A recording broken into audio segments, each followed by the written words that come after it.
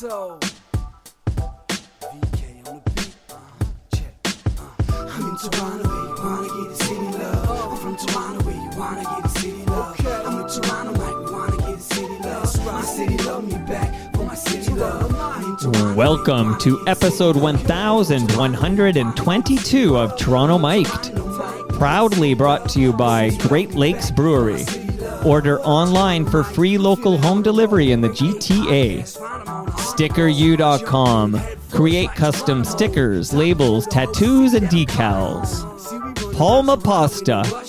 Fresh, homemade Italian pasta and entrees. The Yes We Are Open podcast. A Moneris podcast production. The Advantaged Investor podcast from Raymond James, Canada. EPRA, committing to our planet's future means properly recycling our electronics of the past. Ridley Funeral Home, pillars of the community since 1921. And Canna Cabana, the lowest prices on cannabis, guaranteed. Joining me today, making his Toronto Mic debut, is Joshua Kloke. Welcome, Joshua. Thanks for having me. What a setup you've got in here. For people that can't see, this is the kind of place that I think a lot of people would want to hang out in for a long amount of time. You got the mask here, the antique goalie mask. That's the real deal, buddy. What's the story there? This is impressive. The story there is it's literally the only artifact I have, like, from my father. So this is all I had, and I don't know where he got it from, but when he was a kid, I think it was antique. So that mask is authentically super old. Like, that's not like that faux Jason mask stuff that you can buy. This is the real deal. So you never asked him about it? No, I never had the chance there, so I don't know. But yeah, so that's just that, and I put it on. This is October, first episode of October. Welcome to October. I put that mask on for Halloween, and I to this day I wear it at Halloween, and I walk around the neighborhood and scare the shit out of kids. All right, I'm gonna tell my son not to come here for sure. How old is your son? He'll be 4 on Thursday. 4. So I'm going to try and stay off Twitter for the day. I think we're going to take him to the ROM. Wow. He's in that dinosaur phase now. Yeah. So anywhere with dinosaurs. What's up with the dinosaur phase? Why does every kid go like, I don't know, like, you know my theory? Yeah. Let's hear it. Because first he was into like heavy machinery, right? Like like Bob the Builder stuff? No. Well, yeah, that kind of stuff. Okay. But like anything, like anytime he'd walk by a construction site, we'd have to like post up there for 90 minutes, right? So my theory is just anything bigger than these kids is what enamors them. Like, they are just enamored because they're around us, right, and they think we're big, but then when they see things even bigger, right, and then so once they learn about dinosaurs, like, whoa. So I mean, dinosaurs are amazing, right? Now I'm trying to think. 4 years old. My youngest is 6, but I think at 4 they do a pretty short trick or treating, right? Like I don't think they go more than like a block or two. If I'm trying to remember. Last year we went to the end of the block and back, and then it's dark out, and then it's like he's already past his bedtime anyway. Right, so. right. Yeah, that's right. The 4-year-olds are out there at like 6:00. Like they're the first ones out, and they're done by 6:30. Or something like that. I love it. I genuinely love trick-or-treating. I love the whole kind of community, building and seeing people that I don't often get to see out and about. So no, I love it. Well, dude, it's fun, man. I actually had this conversation with my mom yesterday. Like, I think Halloween is better than Christmas. Like, this is like, we're all in. It's the decorations are already going up. It's like it's exciting. Going trick or treating is like a true joy for kids. Like, I love taking the kids around. Like, I think this is the biggest deal. Man, I'm not a big Christmas guy. I don't know where that puts me, but like, you know what? Christmas is, I find it's exhausting. It's the planning. It's the lists. Yeah, a lot of expectations. Oh, man. And, again, our son's 4, and like now we're getting to that point where Christmas is like this massive thing. He's going to have all these, like you said, expectations, but, it's the family planning. It's coordinating. And you're trying to do all this in the middle of like a pretty intense time at work. So no, I like... And so many people don't celebrate. Like, it's not like Halloween where most people are going to celebrate Halloween, but there's so many people who don't celebrate Christmas. Like, come I mean, that's a religious-based holiday. Like come 2:30 p.m. on the day of Christmas, I am done. exhausted. Bring down the tree. Oh, dude, I am tapped out. So yeah, like Christmas. Here's what I love about Christmas. What? And I mean this, and maybe this is a good segue. I don't know, but that it ends. I love that. Like once you hit December, that first kind of when you have a day off, usually it's a Saturday or Sunday, and you're maybe putting up the decorations and you have like a glass of wine or 3 and you start to feel that like holiday buzz, for lack of a better word. Like, like things are happening and then I get sick of it pretty quickly. So I enjoy like, hanging out with my family, sure. But that's about it. So I looked up the permanent records, Joshua. We almost made this happen 4 years ago. Like, and in fact, funnily enough, I was with Elvis at TFC Friday night. So it's all coming together here. So we're watching soccer. We're going to talk a lot of soccer here, particularly our Canadian men's team, because the World Cup is coming up, and you wrote a great book on the subject, The Voyageurs, Canada's men's national team's quest for the World Cup. It's all in the title there. So we have a lot of soccer talk to do. But about 4 years ago, we were going to have you drop by with Elvis and I here, because I didn't think I could carry a soccer ep, so Elvis was going to be like my soccer guy. And I realized it only took me 4 years. I realized I don't need him. I can do this myself. Are you like a lot of other Canadians in that over the last few years you've become genuinely interested in the sport? I mean that. Yep. No, yeah. In fact, we're going to get into it. In fact, hold that fire, because we're going to talk about like how into it I am, when I became into it.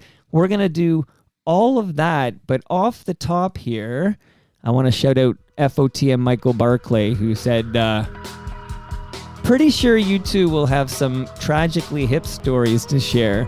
I want to open the app before we get into the soccer talk, or footy talk, if you will. Would you mind, Joshua, if we talked a little hip? I would never say no to talking. Like a band that is not just a band, like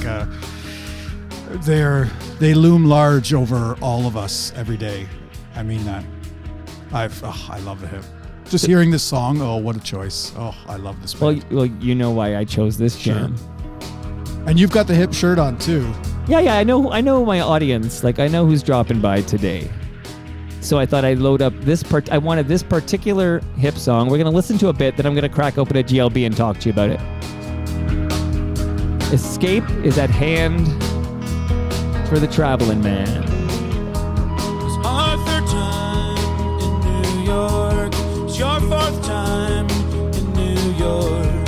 We were 5th, 6th on the bill. We talk a little about our band, talk a little of our future plans. It's not like we were best friends.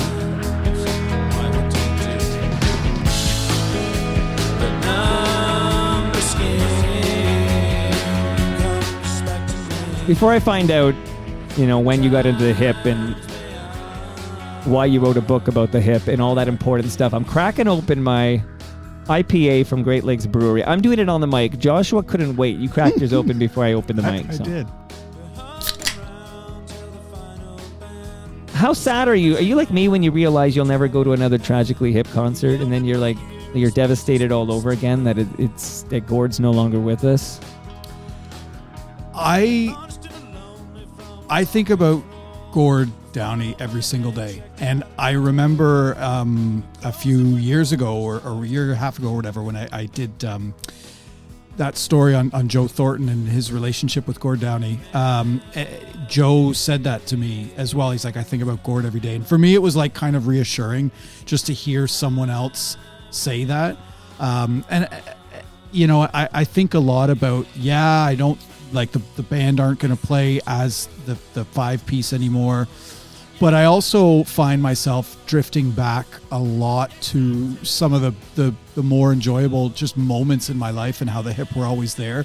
And I think that's what I kind of struggled with was, when the news of Gord's diagnosis was announced and then, the final tour and Gord's passing, like because so many of us, and I just mean fans or whatever, grew up with the band and because they played all the time, like it was a given. You knew you were going down to the amphitheater every summer. You knew the band were always going to keep touring. And just kind of as a kid, as a teenager, whatever, I just thought that they were going to be this omnipresent thing. I never thought they'd go away. And I mean it when I say that one of the first real heavy memories I have of the Hip was at the first show I ever saw, which was New Year's Day 2000.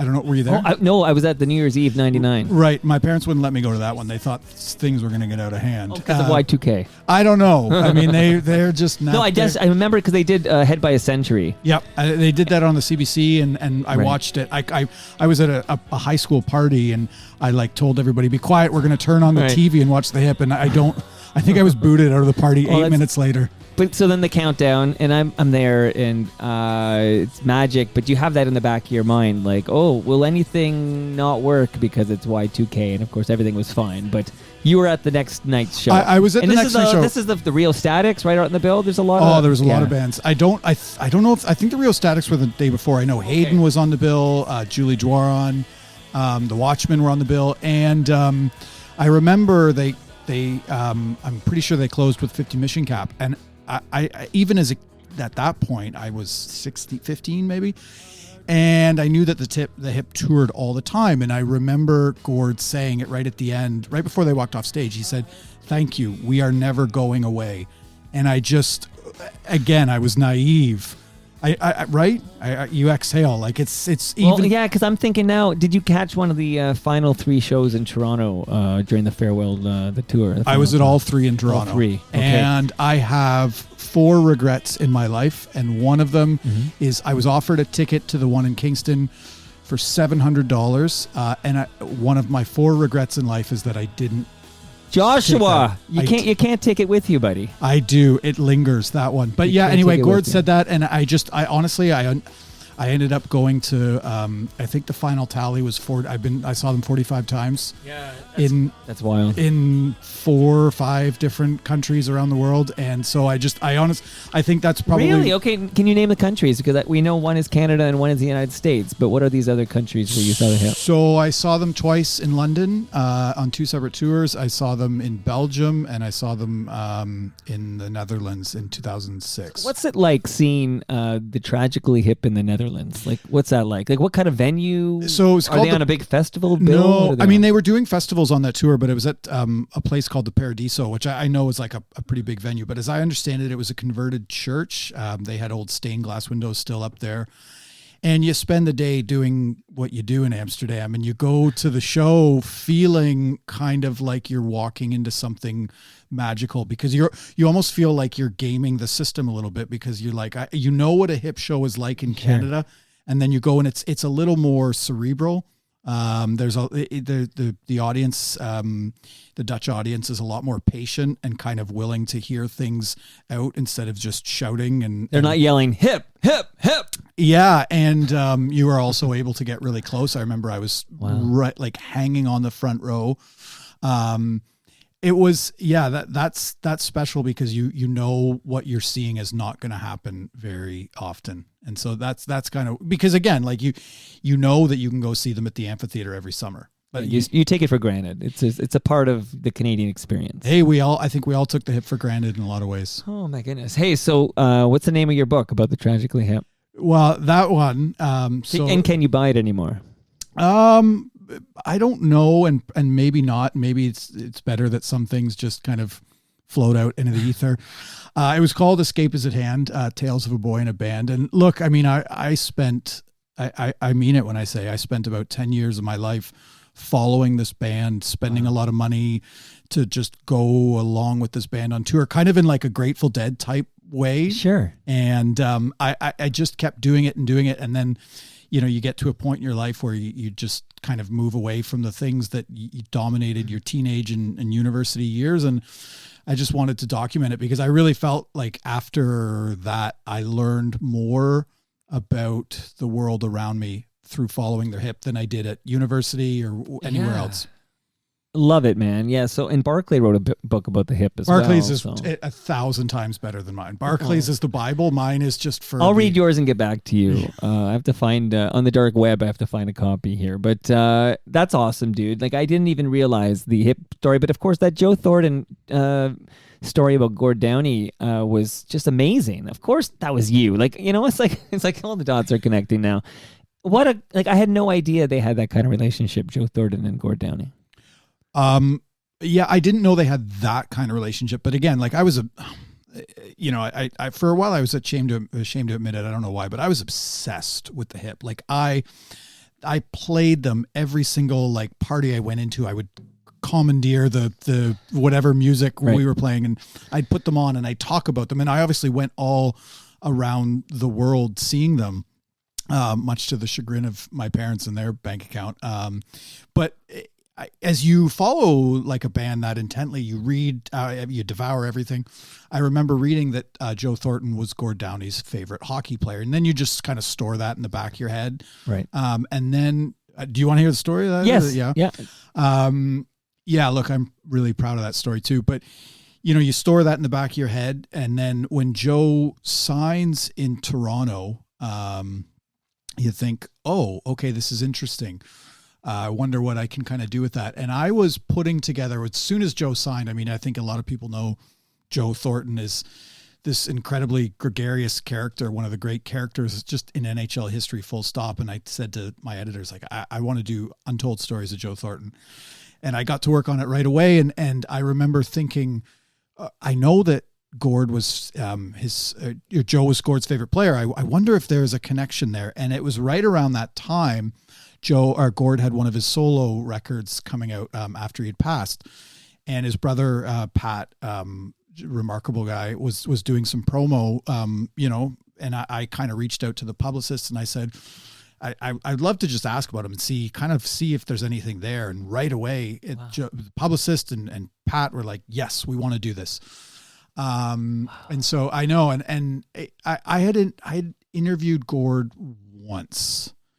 And it was heavy and great. And I'd met him a few times. I have a lot of stories about that. And I got on the phone with Pat, his brother, and he said, this is the one I've been looking forward to. And I was like, okay. I'm not really sure of what I thought. Maybe there'd be one story of them hanging out at a bar one night and something funny happened, right?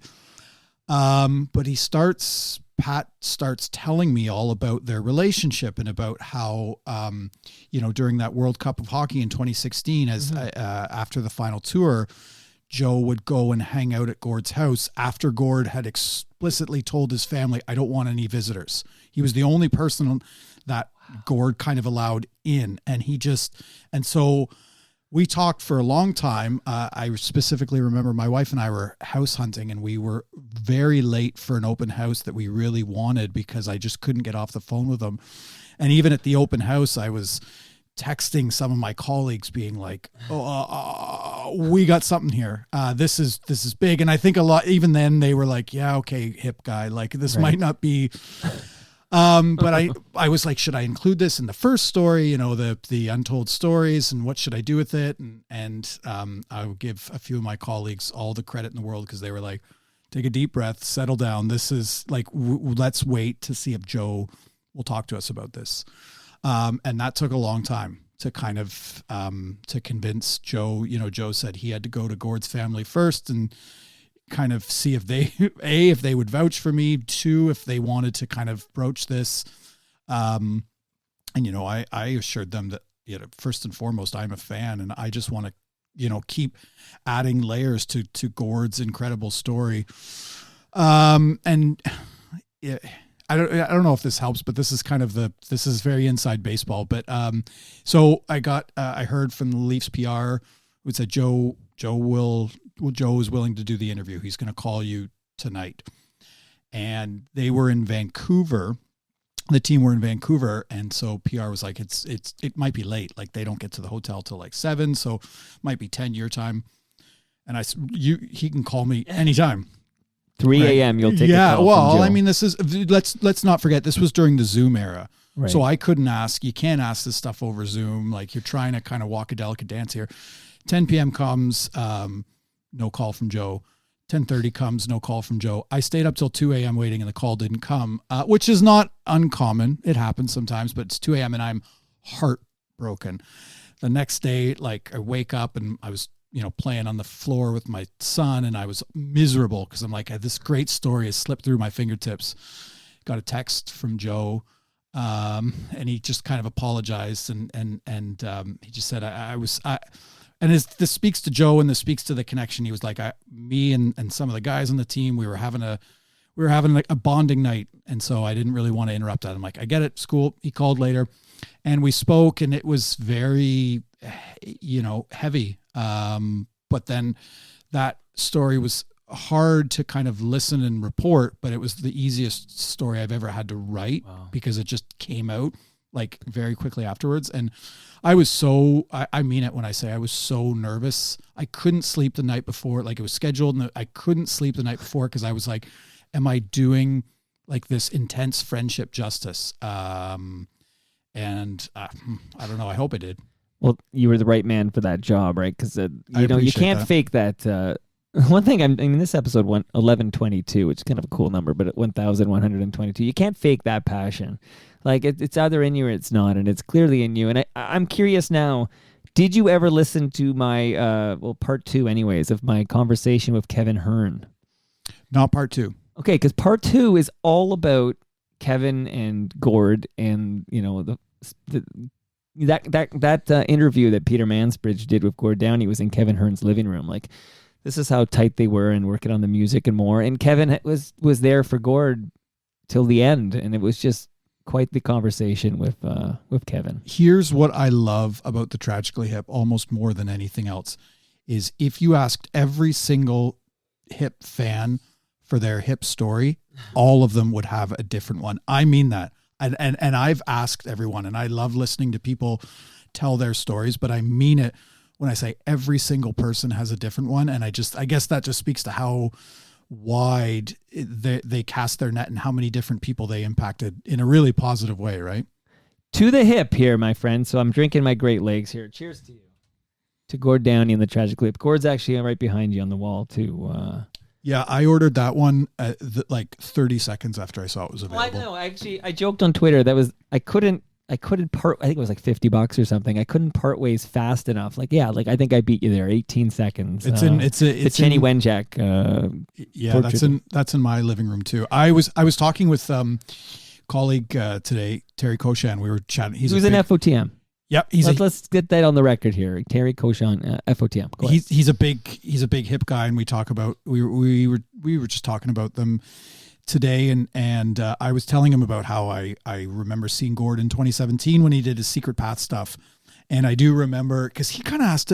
We were talking about the same thing. He was like, "Do you ever think about how we're not going to see them anymore?" Because we were talking about like what it would be like for them to tour, and they just did a thing in support of Buffy St. Marie the other day. And I remember, I think a lot about that Secret Path stuff a lot, and I hope more people do. I know we're doing this a few days after Truth and Reconciliation Day, but like right. that's kind of, again, there's so many layers, there's so many different stories. But seeing him in 2017, right towards the end, was something I'll take with me forever. So I'm hearing this great passion for the Tragically Hip.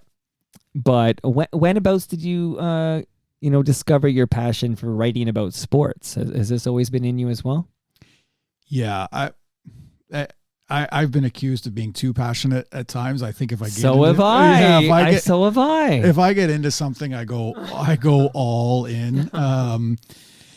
Yeah, I mean, as a kid, I was just I was raised on sports. That's what my dad and I did. I mean, I think about the 10 games we went to in that 92 Blue Jays season together, and how I kept all the ticket stubs. And the thing I always asked, we're talking about Christmas, the thing I always asked for at Christmas time was like the latest like sports almanac. And I would like to, piece together trades, and I would like to kind of like envision trades. And I was a real sports nerd, and that's the thing I always wanted to talk about. I played soccer full time. I never played hockey or anything else. I was soccer year round. So yeah, I mean, like I don't think I'm alone in that regard. Like I was obsessed with sports from a young age. So did you go to school like for journalism? Like what was the next stage there? Yeah, funny enough, I mentioned what one of This is the second of my 4 regrets in life. Okay. I want to hear them all today. I didn't. I went to school. I went to the University of Guelph I enrolled in political science. I got accepted to Carleton for journalism, and I didn't go.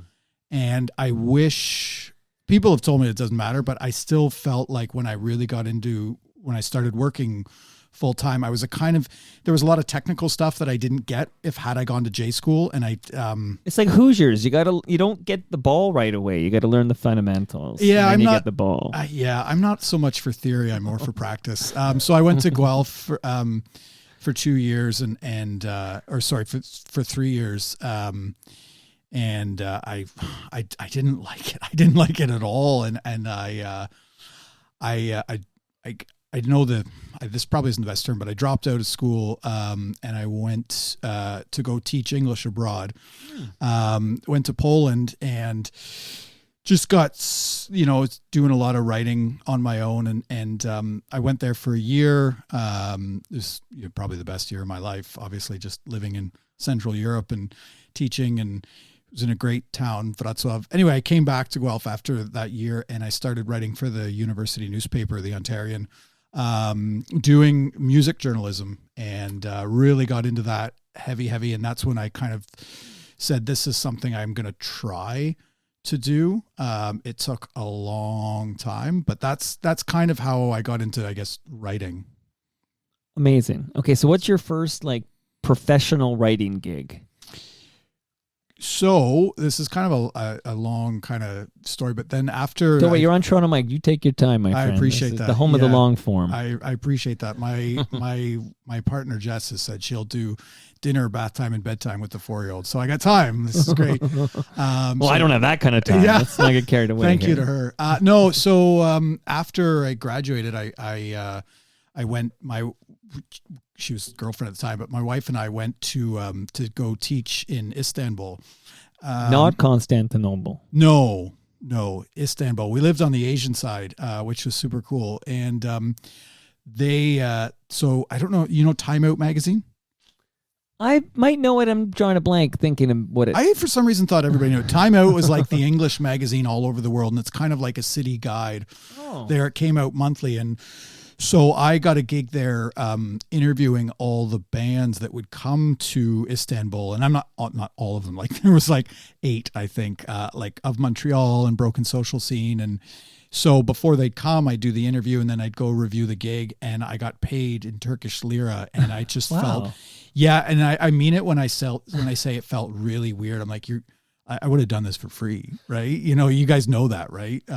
So I don't say that on the record, because places out there will know that. Oh, and people do, and I did, and people do know that about me, and I did for a long time. Even if it's true, you got to hold that closer to your chest, I think. No, once the word's out, I'm passionate and an open book too. And so I loved doing that, and I kind of thought, wow, this is like a real thing. And then we were in Istanbul for a year, and then after that, my wife is from just outside of Vancouver, and so we moved to Vancouver, and I started doing some freelance stuff for the Vancouver Sun, which was like, okay, is this like a real, you know what I mean? But that's mainstream media. But I got hooked. And I don't feel this way anymore, but for the longest time, that freelance rush was a drug. I hustled, I worked, I never took no for an answer. And so that kind of was the way in for me, because I just would not give people the chance to say no. So that's how I guess I got started doing this as work. So you're living outside Vancouver? Is that what I'm hearing? Well, we were in Vancouver. My wife is from outside Vancouver, and so that's kind of why. Vancouver. That's what drew us there. What draws you back? When do you return here? So we were in Vancouver for a few years, and I started writing a lot more there, and then as we did a lot through our 20s, my wife and I moved to Melbourne for work for her, and wow. I just wanted to tag along, and that's where I started writing for their version of, I guess, Now magazine, the alternative weekly. Yeah, and I started doing that a lot. It was I was kind of pigeonholed, but I liked it. Like, and literally every Canadian band that came, they were like, go interview them, go talk to them. I understand. You'll correct me now if I'm wrong, if I got some bad intel here. But the Tea Party are big in Australia. Is that true? The Tea Party. I think Jeff at the time he lives there now. He lived there, so yeah, he lives there now. I think I interviewed him. It was, and I mean it, like all these Canadian bands, and they'd get on the phone with me, thinking they were going to hear an Australian doing like their pre-tour promo. What's the lead singers from Billy Talent? Ben Kowalczyk. Thank you. To tie it all together. As a man who lived in Poland, you should know that last name. I should. That one's on me. No, we'll just call him Ben. Yeah. So I did a phoner with Ben in anticipation of them coming, and he asked me about, or he mentioned that they were at the Paradiso when he was doing the interview. He's like, we have a show in a few hours. I'm like, oh, the Paradiso. I'm like, I saw the Hip there. It was amazing. And he like, there was this long pause, and he was like, yeah, am I on the phone with like a good old Canadian boy? And I'm like, you speak Canadian. So yeah, that's I did that there. Ben worked at CFNY. Yeah, of course. Of course, you know these things. Of course. Back in the day, I grew up on the edge, like not like literally, but like that was. What era?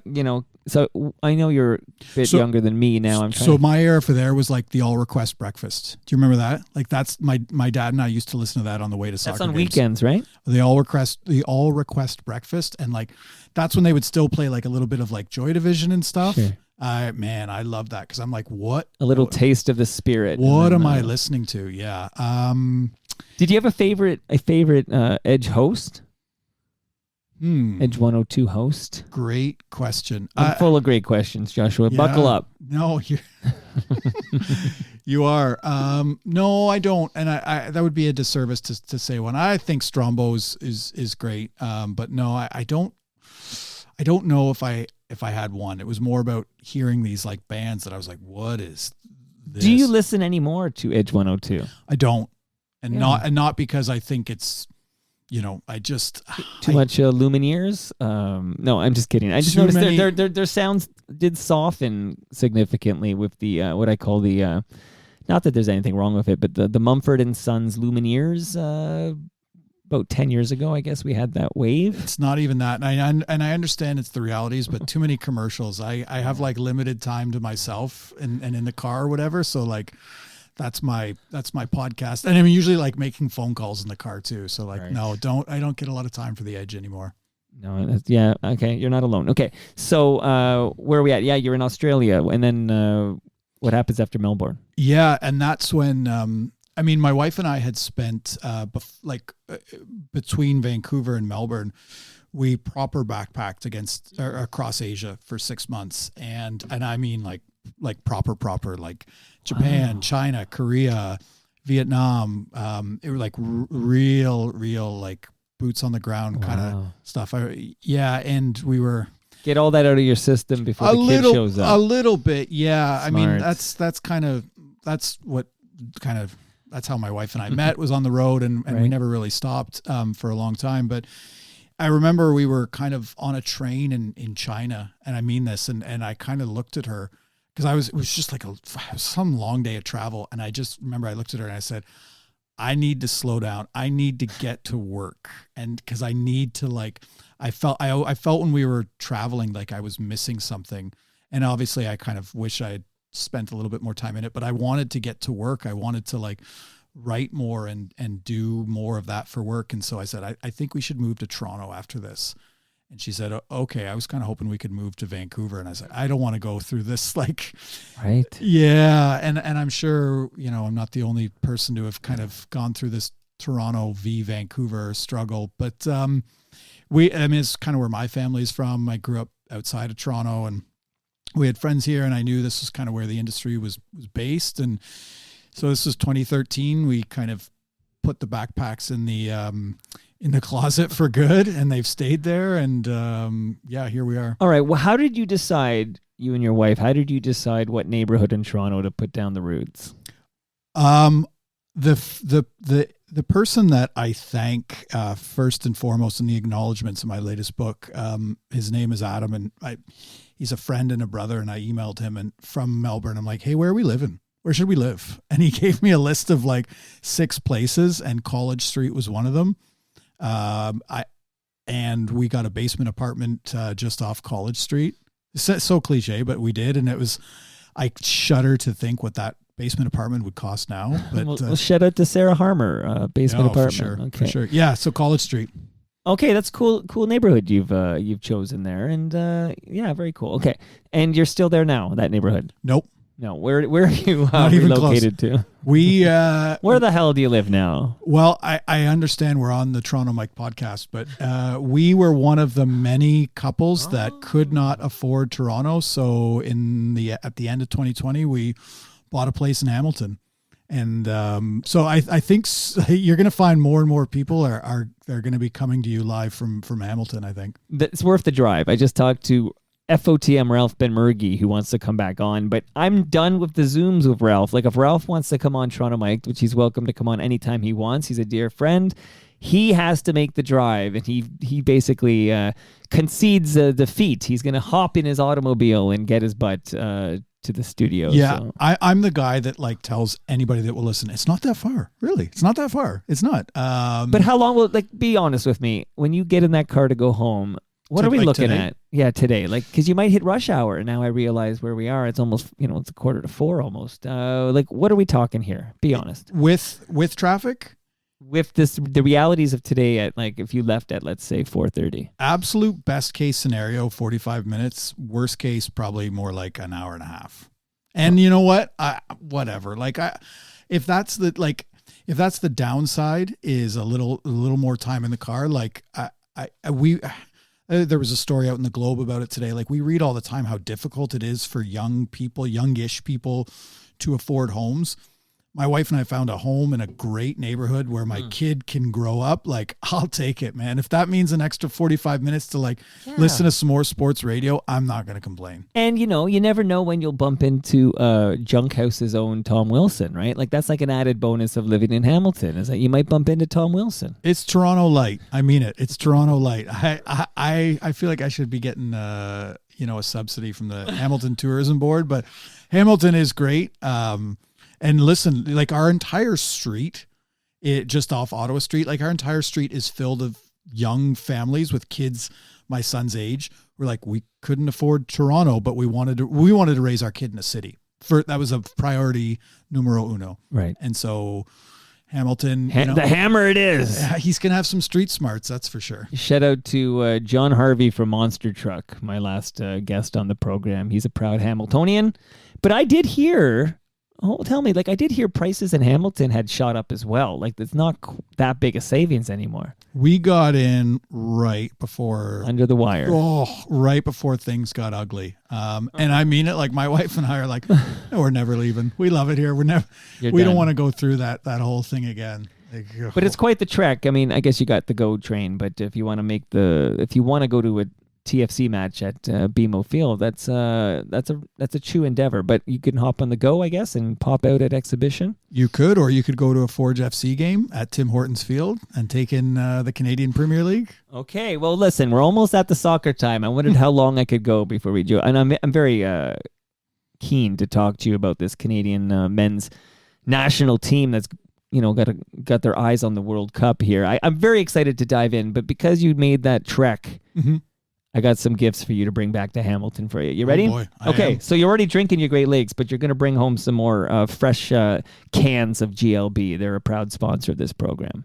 So shout out to Great Lakes Beer. That's going home with you. Do you enjoy Italian food? I devour Italian food. Well, you came to the right place. Palma Pasta. Palma's Kitchen from Palma Pasta. They're hosting TMLX 11. That's on December 3rd at noon. And that's in Mississauga. So they got 4 locations in Mississauga and Oakville, so even closer to you than I am. So they sent over a large lasagna for you to take home. It's in my freezer. That's going home with you. Shout out to Ridley Funeral Home. There's a flashlight there. If you pull out that paper plastic thing, if you pull it out, you can turn that on and see that it's going to keep you safe those dark Hamilton nights when you're roaming the street. Make sure that works there. Yeah, hit that. There you go. There you go.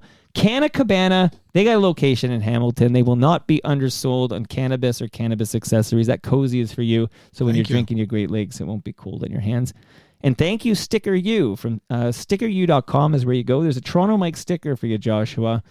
You take that home. I don't know where that's going to end up, but you let me know. I'm going to give it to my son. He loves stickers. He puts them all over the house. Like our kitchen is just his sticker board. So this is fantastic. Thank you so much. No, you're welcome, my friend. And I have more for you, but I'm going to hold on to that because I want to find out how you end up at the Athletic.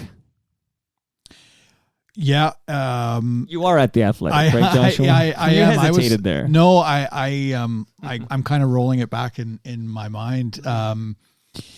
Yeah, I was one of the first people that kind of that the Athletic brought on board. I mean, let me guess. So Myrtle brings on Sean Fitzgerald, and then you're next. I was there pre-Myrtle. Is that right? I was there pre-Myrtle. Pre-Myrtle. PM and post-M. That's what they say at the Athletic. Pre-Fitzy. Pre-Fitzy, for real. I know. Yeah, I had, so like, I guess around 2015, I'd been doing music journalism here in Toronto. I was writing for Now Magazine. Right. I was doing some stuff for The Star. I was doing a whole bunch of freelancing everywhere. For a variety of reasons, the sports passion, if we can call it that, was just too big to kind of overlook. And I started pitching stories about sports, but I wanted to, I guess what I thought is that it felt to me like so often in music journalism, and this isn't the case for everybody, but it felt like so often the people that you would get to speak to would just be promoting a new record, right? And it just, sometimes it felt like that the opportunities to tell stories kind of off the grid weren't always there. And so I was really drawn to sports in that way. And some of the first stuff I started to do was for Vice Sports, and they gave me some runway to just tell kind of different stories. And that's what I really, really got into. And I remember meeting, I texted or emailed Fitzy, and this was before we were working together. I think he was at the Star or the Post at the time. And I said, I need to learn more. Can we have a beer? And like, you know, Fitzy is the best. I owe a lot to Fitzy, and we went out for a beer, and his advice to me was just find the stories that no one else is telling. And like, that's something that I like think about a lot of days, almost every day. And so I kind of started doing a lot more freelance stuff. And right about the time the Athletic had started in Chicago, I was doing a lot of work with Kevin Kennedy, who was, I think then it was called Homestand Sports, and now he's with the Parlay. And, you know, he kind of does a lot of podcasts and events, and they had reached out to him and say, who are some people that we should be talking to? And Kevin suggested me. So in a lot of ways, I owe a lot to Kevin. And anyway, I went and had lunch, I think, with one of the founders, and we kind of talked about this big vision. And like, this was in 2016, long before everything. And I was just kind of, I like, as I'm sure it's evident, I was like, I'm all in. Like, I really want to do this. I love the concept. I love the idea. I'll do hockey, and they, like, that's kind of what they were into. And right at the end of the conversation, I said, oh, and I do soccer too. And they were kind of like, oh, okay, what, like, that wasn't kind of in our plan. And I'm like, but I'm going to do that. And I'm going to do it. Like, I'm going to drive to the net hard on that. And, yeah, so I started freelancing in the beginning for them. And this was when it was like me and John Lott and Eric Corrine and Blake Murphy, and Caitlin McGrath. It was super, super early. So you're there in 2016, right? Right. Okay. So okay. I started. So I actually just looked it up. Okay, just for the record here, when James Myrtle and Sean Fitzgerald dropped by to announce their, you know, they're going to conquer Toronto, the Athletic, blah blah blah. The date of that episode is January 4, 2017. So Myrtle came on, I think, in December, and we started because that season was Marner and Matthews and Nylander's first season. So we were like, we got to start covering this team. And I was doing a bunch of freelance stuff for other places at the time, Sports Illustrated, The Guardian. But that was that first season, that 16-17 season. And I remember Myrtle, you know, I met with Myrtle when he started, and, you know, it wasn't quite clear what my role was going to be, but I was just like, again, I just kind of told them, like, you're going to have a very hard time getting rid of me because I'm not going to let go. Yeah, because they probably heard you in a podcast say you'll work for free. That was working against you. I'm sure they did. And I listen, it was a big part of me because I wanted to do it all. So yeah, so that's kind of how I got started there. Okay, that's exciting. Who did I have on? So coincidentally, tomorrow is a very recent episode actually is Andrew Stoughton, right, who was with The Athletic. And that was actually a real cool episode because he just told it like it is. He's like, here's what happened. I'm not there anymore. And this is it was really interesting. So people should check that out. Hebsy, Mark Hebsher, I co-host a show with him every Friday, and he's often got a bee in his bonnet about the Athletics baseball coverage.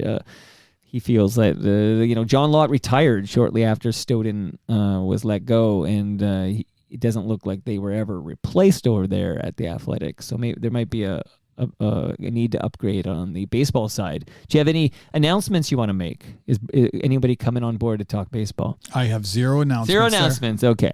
So also coincidentally, tomorrow, former Athletic guy David Alter. Do you bump into Alter often at Leafs practices, etc.?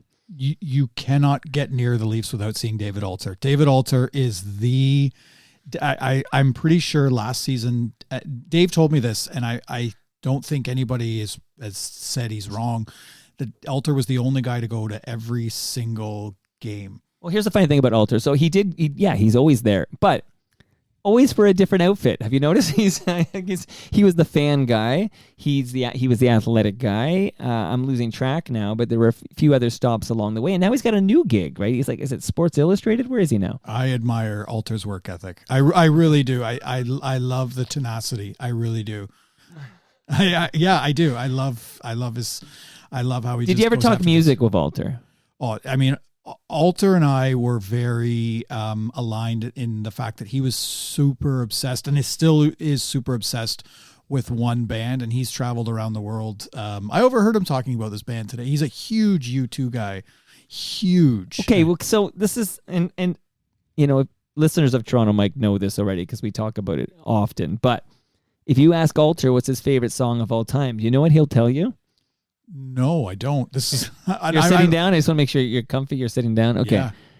And again, art is subjective. I need a caveat off the top here. Your jams are your jams. Mm-hmm. No. I guess maybe a little judgment, but that's not proper. I shouldn't be judging somebody's love of art.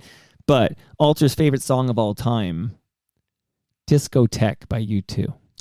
See, I think Pop is a really underrated U2 record. I love it. I mean, obviously their best record is the Joshua Tree for obvious reasons. Oh, shout out to Hamiltonian Daniel Lanois. For sure. But no, I love Pop.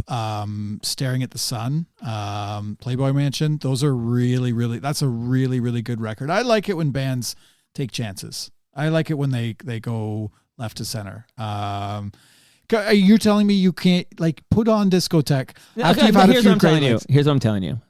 Forget all the music in all the world. Okay. I would be suspicious of somebody who said their favorite U2 song was Discotheque. Well, and again, I'm an asshole. No. But do you not think David Alter has listened to every single U2 song over and over and has probably this isn't just him saying, "Oh, that's a great song." Right? So if I told you my favorite Tragically Hip song and it was not the one you expected, would you not stop and say, yeah, but you've also probably listened to them more than the average bear. So you have the right to go that way. Okay. But I'm trying to think now of the catalog of Tragically Hip music, of which I think I've heard it all. I don't think there is a song that would compare to Discotheque. There's a few, some people could say, the Vaccination Scar and some of this, that's not really. No, I think about it. Discotheque comes in nice and slow, but and then it's that boom. I love that part. And good for Alter. You guys got to stick together though. But this is all just a teaser because tomorrow at the same time, same channel, David Alter's in the hot seat, and we're going to get into it. So tune in for that one, okay, Joshua? Yeah, you can take as much time talking about Alter here as you'd like. I love it. On that note, I get PR notes from people trying to get people on this show all the time, and usually I say no, to be quite honest. But I have been pitched the guys from Alter Bridge. I think we're going on 30 times now. 30 times I've been pitched the guys from Alter Bridge. Have you heard of Alter Bridge? No, I'm giving you a quizzical look. Okay, no. Take Creed, take Scott Stapp out of Creed, and the rest of the guys are like Alter Bridge. Like, but it's just wild to me how often I've been pitched the guys from Alter Bridge. So that's just an aside. So you get tons of pitches. Why did you say yes to mine? I didn't. Well, yeah, but I was considering yours 4 years ago. It took me 4 years, but no joke. I mean, the reason I said yes to you, which is a slam dunk to me, is that I'm very excited about the World Cup. Okay, and we're going to talk about my story with soccer, but I'm just going to give you one more gift here and shout out 2 more friends of the show because they're brand new and this is exciting. But maybe I saved the best for last. Not that anything could beat the beer and the lasagna there, but what you have there, my friend, is a Bluetooth speaker that's courtesy of Moneris. Moneris, yeah, it's because it's quality. Yeah. When you sync that to your phone and you're blasting some hip later today, you're gonna be like, this is a good speaker, Bluetooth speaker. But you have to do me a favor. When you have that Bluetooth speaker all fired up, you're going to be playing the I butchered the line. The Yes, We Are Open podcast. That's a Moneris podcast production.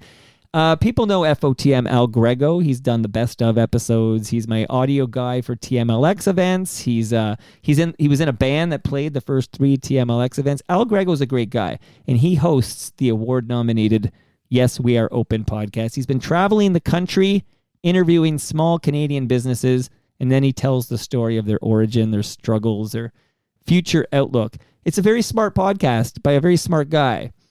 So you're going to listen to season 3 of Yes, We Are Open. It was nominated, Joshua, for Outstanding Business Series and Outstanding Branded Series by the Canadian Podcast Awards.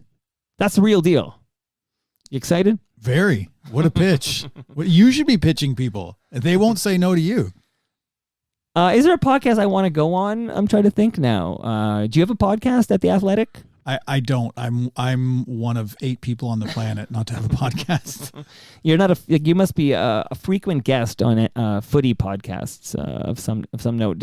I don't know, James Sharman? I'm trying to think of who's got the footy podcast, but you must be asked frequently on these shows. Yeah, I like talking about it. I mean, I find just, at The Athletic, covering both the Leafs and Canadian soccer, it takes up a lot of time. And, maybe there's a world in the future where I have a podcast, but no, I find that, storytelling with the written word takes up a lot of time of mine. Hey, do you know the name Stephen Dame? Of course. Okay. Hip Museum, hipmuseum.com. Right. So, cause I know you're, a scholar of all things hip, as I am. I'm nowhere near your level, but I used to frequent the Hip Museum all the time. And just coincidentally, I do this thing, right? Like, on this day, this person was on the show, and I link to like shows from, on this day in years past. And Bruce Croxon, who was like, he's the Lava Life founder, and he was on Dragon's Den. He was on the show on this day in 2020. So I tweeted about it. And Stephen Dame replied, and he just talked about how he taught that guy's son, and he was like a solid guy, and he gave him a hug in the TTC or something. And I got this note from Stephen Dame, and I'm like, it's funny to think of Stephen Dame in any other context, because I think of him as like your tragically hip historian. And then what a weird coincidence that I'm speaking to another tragically hip historian right now. Well, I mean, as I said, they loom large over all of us. They really do. And you can't go a day without the hip kind of entering your subconscious. Well, I'm going to get you, I'm going to get Stephen Dame, and I'm going to get Michael Barclay all on the show at the same time. I would really, really be into that, mostly to pick their brains. But like, I talked to Michael a bunch for stories, and I remember I talked to him kind of during the writing of the book. We need more hip retrospectives all the time. No argument from me. And I know Al Grego from the Yes, We Are Open podcast is a massive Tragically Hip fan himself, without a doubt here. Do you have any money? Like, do you invest? You don't have to give me specifics, but do you have any money you could leave before you leave the studio here today? But you invest any money, even if it's RRSPs or, I don't know, RESPs, or you making any investments in your life? I try to make more emotional investments than financial. I'm really working hard at that. That 4-year-old's going to go to university. Listen, I'm going through this right now because my second-born just started university, but she decided to go to McGill. And the price hike when you go to Quebec, I'm looking at these, and she lives on campus there. Like, the sticker is like, oh my goodness, it's really expensive. And I mean, RESPs, I'm just thinking off the top of my head here, but RESPs, man, just go back in time, go start early and maximize it every year. You'll thank me later. But if you want some good insight, some smart advice, the Advantaged Investor, basically, if you want to learn how to plan, invest, and live smarter, the Raymond James Advantaged Investor podcast features insights from leading professionals. You get valuable perspective for Canadian investors who want to remain knowledgeable, informed, and focused on long-term success. Here, industry specialists share resourceful insights on economic events, longevity and retirement planning, growing your financial legacy, and more. Hosted by Chris Cooksey, who's also a frequent listener of this program, should be listening right now. The Advantaged Investor, I'm going to be sharing new episodes of The Advantaged Investor on torontomike.com. Give it a listen. Cooksey does a good job talking up the experts, and you'll learn a great deal. And now I want to learn a great deal about the Canadian men's soccer team heading to the World Cup. Let me tell you very quickly, I did not play soccer as a kid. You played soccer as a young man, right? A lot. I grew up in Oshawa, which is, I would argue, one of the biggest hockey towns in the country. And so I was one of the 11 kids in Oshawa that played soccer. I'm kind of jealous. I don't know why nobody put me in soccer and it wasn't on my radar. Like, just soccer just wasn't a sport that I played as a kid. And therefore, even though I'm much older than you, I have zero memory of the 1986 World Cup. The first World Cup I remember tuning into was the 1990 World Cup. Take us back here. Again, the name of Joshua's book, and you're going to want to check this out because it gets deep. It's cool. I had a tune to introduce us. Holy smokes, Mike, wake up here. I'm just going to little tune to kind of get us going here as we talk soccer here. And again, Mike, talk over this part. The Voyageurs, Canada's men's national team's quest for the World Cup by Joshua Kloke, is available now.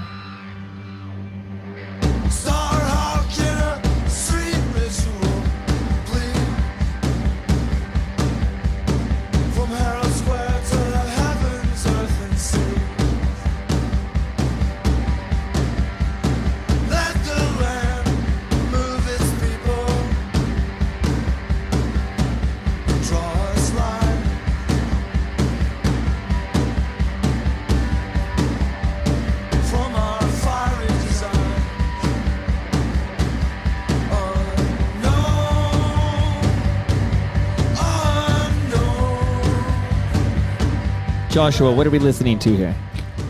This is, in the pantheon of great rock and roll bands. This is Constantine's from Guelph, Ontario. To me, legitimately one of the most underrated rock and roll bands in Canadian history. They don't play as much anymore, but you're playing this song because I included the lyrics as the epigraph in the front of the book, in part because Constantines are awesome, and I included them at the beginning of my first book on the Tragically Hip. But this song, for a few reasons. First of all, the Constantines always remind me of The Cold. Like they are the band that I listen to if I'm fighting my way down the QEW in the middle of winter. But two, this was legitimately one of my favorite songs of all time, and it hits me in a pretty great place, partly because I think it's about the idea of going out on your own, kind of against the wind. And I would listen to this song and I would be reminded of the men's national team. There's a line that is there, overtake our history, seeking strength and mystery, and I thought about that, and I thought about how much that kind of spoke to this men's national team and how they were kind of going out in the wild on their own and doing things in a way that hadn't been done before in Canada. And I'll be honest, again, this is very inside baseball. This is kind of how I love inside baseball. Yeah, this is kind of how the pies are made on the side of the 401 by Coburg. But when I would kind of be struggling with the book, and I would maybe my confidence had dipped and I was like, what am I doing? Is this going to be any good? I'd hit out in the car and I'd play this song aggressively loud, and I'd come back feeling a little bit better. So this is my juice. This is how I get juiced. All right, let me soak it in for a moment. Fascination forever.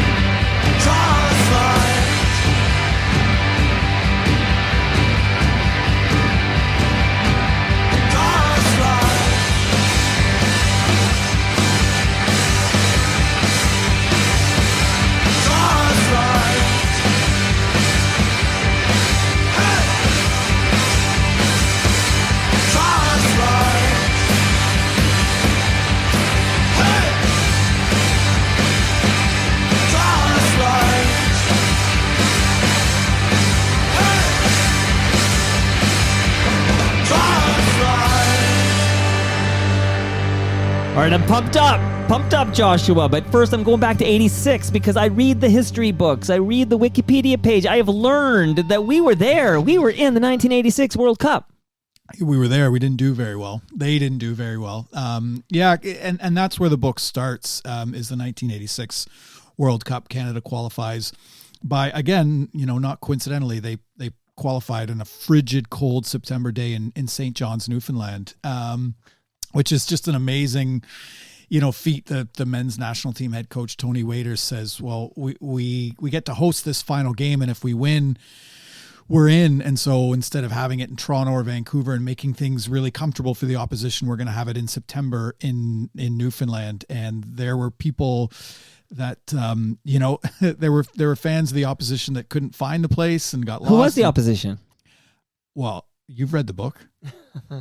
No, so anyway, I guess the whole point. I skimmed the book. Yeah, There's 1986 is just incredible because, I think when people think about Canadian soccer, they think about these kind of workmanlike defensive players, because for so long that's what this men's national team was. The Alphonso Davies of the world were far to come.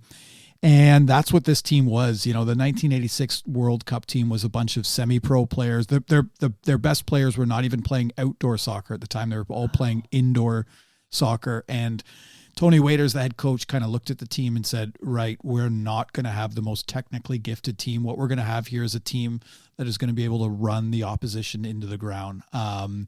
These are guys, like there were guys on the team that were like water meter readers in Victoria. I mean that. It's just this incredible story of these guys that really had no purpose being there and had no purpose.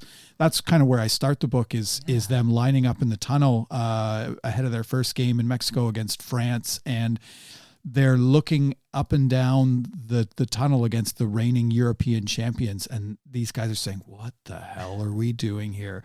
But some of them just honestly had no idea who these guys are. They were playing for the Edmonton Brickmen, and they're kind of saying what. And one of my favorite stories that I uncovered during the writing of the book was how Tony Waiters, the head coach, the day before the game against France, again, Canada playing France, it's not unlike Canada playing Belgium at this upcoming World Cup, to kind of put his team at ease. Tony Waiters, the head coach, in his video session, he started purposefully butchering the names of the French players to get a laugh out of his team, so that they're at ease and they're like, these are just guys. And look, Canada had them until the 81st minute.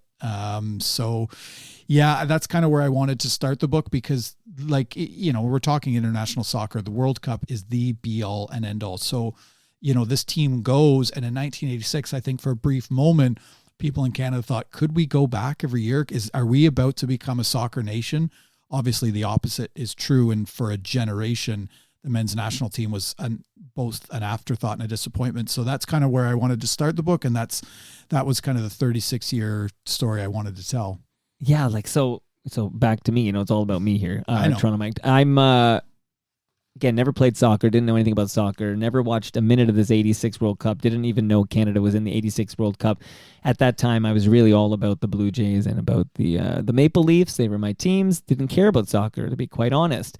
I had a friend who was of German descent, but at the time it was West Germany, And he got me into the 1990 World Cup, of which, of course, there was no Canada. That was the first game. That was the first soccer game I ever watched. By the way, was the final of the 1990 World Cup. I sat on my grandparents' ugly green carpet. My grandparents came over from Bad Wildungen, Germany, in 1954. So I was told I'm a German national team supporter, and I was told you're playing soccer, and I never argued with any of it. I love it. Sure. It was a big part of who I am, but that 1990, which is notoriously one of the most boring finals of all time. And I kind of remember thinking, like, what am I watching? What is this? But it was that togetherness of being around family and kind of just like, I don't know, you feel like, because I remember as a kid, you'd get in, I was into the Jays, and I as a kid, I had a hard time understanding, like, well, why are none of these guys from Toronto? You know, I didn't really kind of get it.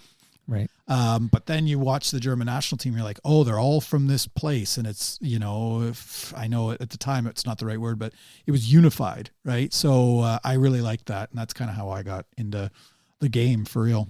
Amazing. Now, so this, because I don't remember 86 and we start here in 1990, if you will, my awareness of this thing called the World Cup and the very popular around the world, believe it or not. And I never once, until very, very recently, I never really thought of Canada and World Cup in the same sentence. Like, this was just, I just took it for granted that Canada was never going to qualify for a World Cup. Like, I mean, the book is where you get the details, and people should check it out. The Voyageurs, Canada's men's national team's quest for the World Cup. But whenabouts is there that inkling of hope, that thing, you know, that where we are now could happen, that here we are on the verge of World Cup matches featuring Canada's men's national team? Like, when did that hope arise? Yeah, one thing I kind of learned throughout the reporting of this book was to really keep the questions simple. And I would ask literally every person I talked to, like, why do you think Canada's here? Why did this happen? And the answer I kind of got more often than not is MLS coming to Canadian cities in 2007, starting with Toronto FC, was a huge turning point, because there's all these other factors, and I hope I covered them all in the book. There's the rise of multiculturalism and diversity in Canada's population, right? There's soccer being a very cheap alternative to hockey, and in and around the 90s, soccer becomes the sport that more kids play than any other team sport. Right. That all contributes, but you can have that interest, but if you don't have I know it's a term we use a lot in soccer, but if you don't have a pathway to keep kids in the game, then kids are going to get out of that game. It's kind of like the Vince Carter effect in some ways. But so MLS coming to Canada allows these professional teams to have professional coaching in their academies, and it just provides a pathway for young kids to say, I don't have to leave home and go on some tenuous agent connection to some strange place in Europe I've never been to. Right. And I can stay here and I can play here and I can be a professional in my hometown, which is the way things go in every other great soccer country around the world. Like, if you're a young player in Germany, you don't have to go abroad. You can stay at home and play and get professional coaching and graduate up the ranks. And I think MLS coming was a big start of players stopping and players developing at the right level. Like, it's important to remember here, it's incredible Canada's at the World Cup, because for years, I mean, like an entire generation, Canada didn't have a professional league. Right. Canada had the CSL, which lasted for 6 or 7 years after the 1986 World Cup. Oh, so that's where the Toronto Blizzard would play. Ish, yeah. There were all these different I just teams. remember we had a Blizzard. I never saw him play, but I knew we had a Blizzard. We did have a Blizzard. We did have a Blizzard. And I'm not talking Dairy Queen here. No, you'd have all, but listen, this was a big part of the book too, is like talking to all these like national team players in the 90s and the 2000s. And they, Pat Onstead, who was the Canadian goalkeeper for a while, he told me this great story about how he was a Canadian men's national team player. He was the goalkeeper for the Canadian men's national team, and he met his future wife in a bar, and he was having a great indoor season, and he felt all this confidence, and his future wife said, "Oh, what do you do?" And he said, "I'm a professional soccer player." And she said, no, but what do you really do? And he was teaching as well. Like, this was the reality, is that guys would have to, in the 90s and 2000s, national team players had to do double duty. He was teaching in Edmonton, and he kind of, he said, well, I'm also a teacher. And she was, oh, wow, what a catch. And so that was the reality, is that if you were a national team player, you weren't playing professionally in Canada. If you wanted to be, if you were really successful, a friend of a friend of a friend maybe knew a coach somewhere in Europe, and that's where you'd have to go. So having a professional league in Canada, you look at this men's national team, you go up and down the roster, Sam Adekugbe, Jonathan Osorio, Daniil Henry, like there's so many players, Alphonso Davies, that got their start in Canadian MLS sides. And that's, when we look back at this team, that's going to be a huge turning point. Now, I know you're probably used to talking to footies. Is that the term? And these are people who love soccer. Footies? Footy fans? Let's go with footy fans. I've never heard. Okay. I would, if someone described me as a footy, I think I'd head not to be out the door. confused with a foodie. That's somebody who likes good food. But no, footy fans. Let's say so today you're speaking more to the great unwashed. I'd say, because you're speaking to me, and I know just enough to be dangerous. Like when Elvis calls and says, "Hey, do you want to come sit in the supporters section for a TFC match?" Like I'm all excited and I love it But otherwise, like watching TFC on television, I've only ever tuned into playoff games. Like I've never tuned in to sit down and watch a regular season TFC match on TV. But, and we're going to get there, like what happened that we are suddenly we're in the World Cup. But I will say this qualifying tournament it was appointment viewing for me. Like I'd find out where it was and I would watch every minute of these qualifying matches to qualify for the World Cup. Like I loved it. Well, why? What got you into it? Like what appealed to you? I think what appealed to me is that they were good. Like this was a competitive, exciting team that was able to win matches. Like that was huge to me. Like, oh look, we can win. Like we won that table, right? What do you call that? A group? Again, top of the table. You're going to help me with the language because I table. don't speak the language. Yeah, we were top of the table. I know we had a chance. If we had won that final match, we would have gone to a better group, I guess, in the World Cup. Or if they had won that last match against Panama and a bunch of other results fell in their favor, then yeah, maybe they're in pot 3. Then maybe, but And we're getting ahead of ourselves because I got to talk about on the way there. But one thing I want to just point out is that even though I never felt until a couple of years ago, I never felt like, oh, Canada and the World Cup could be something together. I always was well aware and passionate about the fact that our women's team was very competitive. Like they were always a threat. And I mean, we just won a gold medal at the Olympics, which was best on best. Like that's how good the Canadian women's team has been. So why is it that the men's team has been so far behind until now, the women's national team? I mean, there's probably a few reasons. I think the depth of competition in the men's game is just that much kind of wider. So sort of like in hockey, because in hockey we know that the finals will be Canada versus USA because we realize that the other nations don't have the depth. Yeah, and look, I also think a lot of credit needs to go. The entire turnaround of this women's team is not just because of one person, but like I think we should be putting Christine Sinclair on our nation's currency. Let's do it. Let's replace the queen that passed away. I think there's a few Canadian soccer players that don't get talked about enough as the greatest Canadian athletes of all time. I think Christine Sinclair is a case, and so much in the way Alphonso Davies is a truly generational player. Canada had Christine Sinclair who could literally win games on their own. And I think, and what happens then too is other younger players look at Christine Sinclair and say, I want to be like her. Right. And that success is kind of self-sustaining. And that's like the Vince Carter effect, sort of. For real. And I think we're going to see a bit of the Alphonso Davies effect too. Well, we're going to get to him for sure. But first, before we get to him, I just want to ask about the role of John Herdman. Yeah, look, I people have told me this, and I've said this, and I think it's not. I think it's not unreal to say this. I don't think there's been a more important person to this men's team's turnaround than John Herdman. There are a lot of other very important people, but John Herdman has galvanized players. He's gotten them to buy into a cohesive style of play. He's gotten them to buy into team culture. Culture isn't the best word to use with sports. That was a lesson Fitzy always told me, like, what is culture? Define it. But John Herdman has created this quote unquote brotherhood because, as I kind of wrote about in the book, for a long time, players wouldn't show up for Canada. National team players would turn down the call for Canada because they thought maybe we wouldn't win. They kind of were worried about losing their spot with their club team, but players show up for Canada.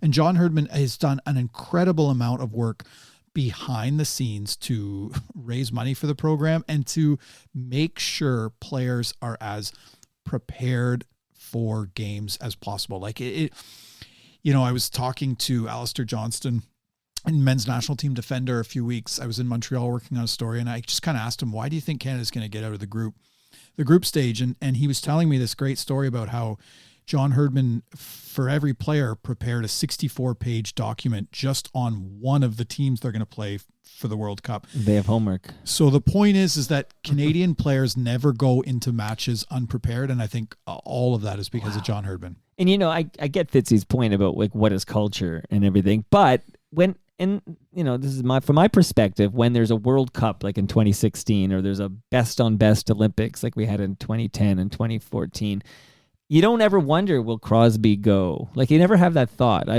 never wonder aloud, like, will Jonathan Taves be at the 2010 Olympics? Like, they of course they'll go. Like, it's best on best. Hockey matters, and our best players are going to be available. If they're healthy, they're going to be available. This is just what I take for granted. But on the basketball side, I don't take it for granted. On the basketball side, I'm always very interested. Will our best, the best NBA Canadian nationals who play in the NBA, will they want to compete in these qualifying tournaments? And it's always a big question mark, and some do, some don't. Like, it's not a slam dunk, pun intended. But here it sounds like maybe John Herdman's instilled some of that hockey culture of basically where you represent the maple leaf on your chest. And we're going to get to that maple leaf on your chest later in this conversation, actually, because I have a question about that. But maybe it's, you are Alphonso Davies. It's not if he's healthy, and we'll talk about that right now, but he's going to suit up for Canada and try to qualify for the World Cup. Yeah, and I think a lot of that is because John Herdman has allowed players to understand that, like, everybody can have a specific role on the team, and one thing he's big on is ensuring players are not afraid. And he said this: players are not afraid of having their place in the lineup stolen by another players. I think he's done a really good job at making players aware that everybody has a role on the team, and your role might not always be glamorous, but there's so many pieces to the puzzle. And a great example of that is a player like Sam Piette, who, again, playing in Montreal, playing for an MLS side, for the entire like Sam Piette has been in the national team for a long time. He's just this hardworking, industrious midfielder who really is he's the opposite of a glamorous player. And throughout qualifying, he was a bench player. He'd come on when Canada needed to lock down a win. He was great at like breaking up opposition plays, a kind of a grinder, to use a hockey term. Sure. And he was not the hipster's choice as like an important player. And I know that, when Canada qualified, there were people saying, well, should Sam Piette be there? But Sam Piette bought into the idea of just doing what you're told, being part of a bigger thing. And look, then Sam Piette starts the last two games against Qatar and Uruguay because he's ready, he's prepared. So I think Sam Piette is an embodiment of both a player buying into this bigger picture and John Herdman preparing players. So speaking of the players, can I ask about 5 of the more prominent players, and maybe you can tell me a little bit about them? Like I'm going to start with, and I just Googled him because I wanted to know his age. I know he's very young, but I wasn't sure how young. Alphonso Davies is 21 years old? Yeah, I'll be 22 in November.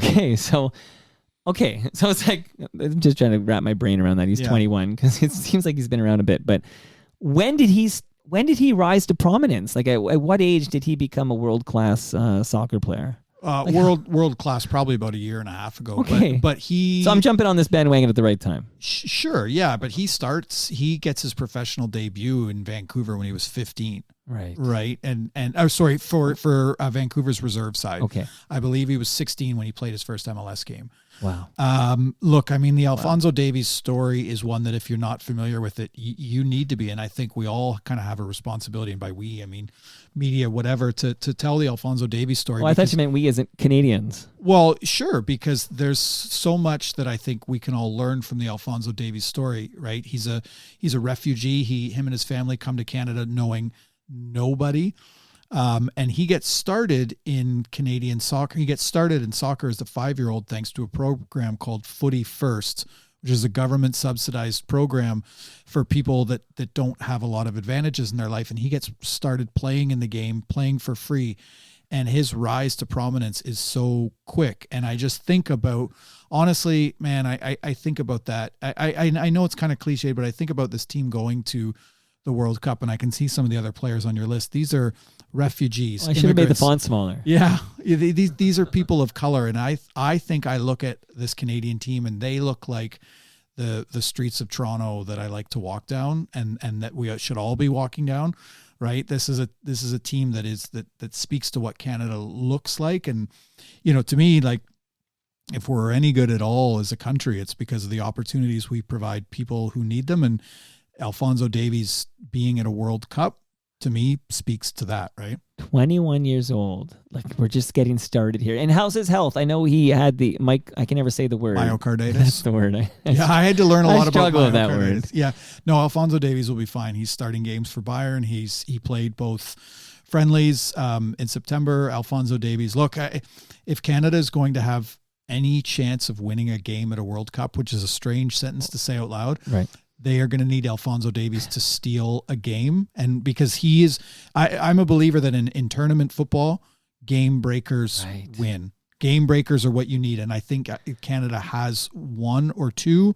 And I think if Alphonso Davies can have like one of the best games of his career, Canada has a chance to win a game. I'm so excited. In November, right? I don't have to wait that long here. Just another month or so. November 23rd, their first game against Belgium. Okay, and we're going to talk about the specifics of these 3 matches we've got in the World Cup. But Jonathan David. Yeah, I think is he 23, Jonathan David? He's 23 or 24, another young player. Jonathan David is a dual citizen. He's an immigrant from Haiti. So again, like we're talking about this team, 22, there you go. Jonathan David made the unconventional choice as a young player. He was playing in Ottawa, and multiple MLS clubs wanted to bring him into their academy, but he was so focused on going to Europe. And as a teenager, he went on trial for a few clubs in Belgium, and he finally catches on in Belgium, I believe, as a 19-year-old. And Jonathan David is just a remarkably strong, astute goal scorer. And he has a very good chance of being Canada's first ever goal scorer at a men's World Cup. Right, because we should remind people that 1986, we were 0-0 and out. There was not a single goal scored by the Canadian squad. No, there was a red card, so there was some flair for the dramatics. But no, Jonathan David is probably going to line up as Canada's, on the right side of Canada's front three. He's having a terrific season playing in Lille in France's first division.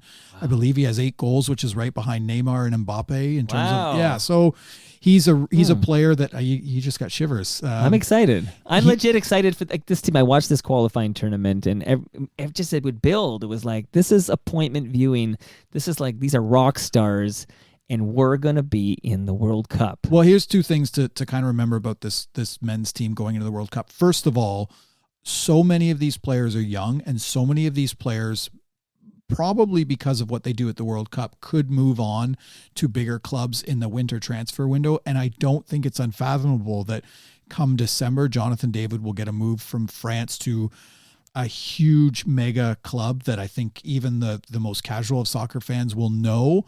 And I think he's on the path to becoming a household name because he speaks French. Well, if it's a huge club, it's got to be a premiership team. It's got to be Premier League. Premier League. Thank you. Hey, listen, I'm hanging in there. I'm hanging in there. Or, well. You hear about like Real Madrid and teams of that ilk. I think he probably goes to England. But yeah, listen, and this is what's great about this team too. Hebsy wants to know if it's the Tottenham Spurs. Is that the team that's getting? I doubt it. You don't know. Okay, I doubt it. Well, stay tuned. They might not be able to afford him. It's exciting. Okay, Kyle Larin. Yeah, so Kyle Larin is part of this group of players from Brampton, Ontario. Brampton is legitimately the soccer capital of Canada. So many of these players came from Brampton. Kyle Larin kind of was raised at an academy here in just outside of Toronto, Mississauga, the Sigma Academy that a lot of young players played at. And Kyle Larin was the first overall draft pick in Orlando, and he went abroad at kind of a young age. He went to Turkey, went to Belgium. You know, Kyle Larin is one of these players that I think for a while he had so much talent, but it just took him a while to kind of put all the pieces together. And Kyle Larin, I think, is probably going to be Canada's starting center forward. He's just a real strong player that can hold up the ball well and can finish. He doesn't really need a lot of time to finish. And he's a player that has had a real up and down career for Canada, but I think he's kind of peaking at the right time. And he's a player that I think a lot of people are like, that's what I'm going to enjoy, just kind of as someone standing back and watching how a lot of people get into this men's national team. Like for people that love like the clinical, the guy that doesn't say a lot, the like real stern kind of serious guy, that's Kyle Larin. And I think he's going to win over a lot of fans there. Amazing. Okay, Jonathan Osorio. Yeah, I am a big Oso fan. I partly because I've covered him for a long time with Toronto FC, but here's what I know. Like Jonathan Osorio has been at Toronto FC since 2013. It's kind of hard to imagine him going anywhere else, but he might after the World Cup. Jonathan Osorio is your typical central midfielder in that like he's so vital in terms of getting the ball from the defenders to the forwards. He likes to slow down play. He's a super intelligent player, but what sticks out to me with Osorio more than anything else is he loves playing for Canada, probably more than any other player. Jonathan Osorio has this innate ability to raise his game for Canada, and he's a soccer junkie, right? His parents are from Colombia, right? We talk about multiculturalism, diversity. Sure. This is Jonathan Osorio, but he just has an ability to raise his game for Canada. He is the guy that teammates sometimes hate because he drives them so hard. But man, like Jonathan Osorio is such a passionate player. He's the player for Canada. Like you can kind of look at this list and you can think about, like, let's say they score or something happens and what do their celebrations say about them? Jonathan Osorio is the guy that will kiss the badge on his shirt if he gets a goal, as he did when he scored a huge goal against Mexico in the Azteca. So yeah, John, if you're the Patriots are really going to take to Oso. Love it. Now, how's his health? Yeah, I think I exhale because like I want Oso to Osorio to be there, right? Because I know how much this means to him, and I know like how long. And I got some great stories from the book about Jonathan Osorio and like what he had to go through to play for Canada. And I, without ruining it, he's the last person to speak in the book. The image of him on the field minutes after Canada qualifies for the World Cup is the closing kind of image in the book. And I just think that Jonathan Osorio is very aware of what the legacy of this team will be. So he's suffering. He took an elbow to the head this summer, and he's been struggling with a neurological dysfunction, not a concussion. He hasn't played for the last few weeks, and he didn't make it to Canada's camp in September. But, you know, he's one of these players that if he is cleared and you know, he's going to be on the field. He's so vital to Canada. Well, here's hoping. Okay. And last but not least, Atiba Hutchinson. Yeah. Atiba Hutchinson has a chance to be the oldest player at this World Cup. You know, he's going to be 39 at this World Cup. Which is kind of like, I'm going to be 39 at this World Cup, and we're talking about him. Are you going to go to Qatar? I am. And wow. Yeah, the hairs on the back of my neck just stood up. I think about that every day. That's the order of things I think about. Gord Downey. So is the Athletic covering your trip, or is it self-financed? No, we're all going. We're all, okay. Yeah. Look at that. That's amazing. I think that's amazing. So Atiba Hutchinson has been in Canada's program for literally 20 years, right? And I wrote an entire chapter about Atiba Hutchinson because I firmly believe he is the greatest Canadian athlete Canadians have never heard of. You know, he's been in the game for so long. He's played more games for the men's national team than any other player. He's arguably the most intelligent player on the team, just in terms of his kind of deep-lying midfield role. The poise, the calm that he has really helps Canada dictate games. But he is an incredible professional. I know this is an easy thing to say, but the nicest guy on the national team and the guy that like everybody is kind of rooting for. Newsworthy stuff. He was back in training after he had a bone bruise that kept him out for a few weeks, and he didn't make it to the September camp either. But he was training for Beşiktaş. Today is team in Turkey, so he'll be wheeled onto the pitch. He's got to be there. Well, he's played for some mediocre national teams, right? Like, I mean, most of them were mediocre, if we're being honest. But. Like that, I still don't have a grasp. I mean, we did talk about some things that changed. The MLSE coming to Canada, and then we talked about the coach and his coach. We talked about different things, and then of course the players like David and Davies. It doesn't hurt when they come of age and they're in their early 20s now, but it still kind of feels from a guy who didn't follow it like you did. It just seems like all of a sudden, it feels like a light switch. All of a sudden, it's like, oh yeah, that men's national soccer team is good now. You might want to tune in. They might actually, qualify for the World Cup. It felt very sudden to me. I'm sure it did, but it wasn't sudden at all, right? Because you had to have Atiba Hutchinson showing up every single camp, even when he didn't want to. Right. Like Atiba Hutchinson did not. Like, it's hard for these guys to get on transatlantic flights. And for a long time, the CSA would book them, not in first class. They'd be stuck in middle seats. And Hutchinson had to go through that too. But I think Hutchinson continually showing up for Canada. And there were points where he didn't, right? There were points when he started having kids, he didn't. But, and then he comes back into the camp. And I think, John Herdman deserves a lot of credit for getting him back into the men's national team. And I think that kind of continued loyalty and service turned on a lot of young players, and they kind of said, if Hutchinson and Osorio can keep doing this, we have to do it too. Okay, let's get to the nitty gritty here. So we've qualified for the World Cup. We have 3 matches scheduled. Yep. This is, and I guess these are groups of 4, and I guess 2 advance to the next round is how this works at the World Cup. So the top 2 teams in your group will advance, and the bottom 2 go home. That's how it works. So Canada starts the tournament, and I'm glad we're talking about this because I mean it. Like I live in this bubble. Yeah. I think, but I really hope that more and more people we need to preach to the casuals, the Mikes out there, the Toronto Mikes who don't live and breathe, because the footy fans, the guys who live and breathe soccer they're already all in. Like this is just their life, right? Like we got to talk to those bandwagon jumpers because they need to understand. They need a little 101. You don't need too much just for soccer, but you need a little 101. Like, who are the people? Why should I care? A little context in terms of hold on a sec. Here's why you should care. Here's why you should care. Right. You live in this city. You're in and around this city all the time. What happens in the World Cup? What happens when the World Cup is on? Right. So yes, you're right. The people go to their ancestry. No. But you can go, and when there's a World Cup game on and a big one, this city slows down. This is a fantastic place. If Portugal's playing, or Brazil, or Italy, or Greece, there's certain teams where they look at where my grandmother's from this country, and on that note though, because I know where you're going with this. Oh, do you? But I have an idea. But my neighbor John, I just want to shout my neighbor John, who was born in Toronto. Okay, born and raised in Toronto. Cheers for the Leafs, loves the Jays. He's just a Toronto guy, but his parents emigrated from Croatia. And last World Cup, he flew the flag. He was a very excited man, always wore the jersey, always excited. And I just asked him in passing, I said, when Canada plays Croatia at the World Cup, who are you cheering for? And he kind of looks at me and he goes, I got to cheer for Croatia. Like I heard him say these words. Okay, born and raised.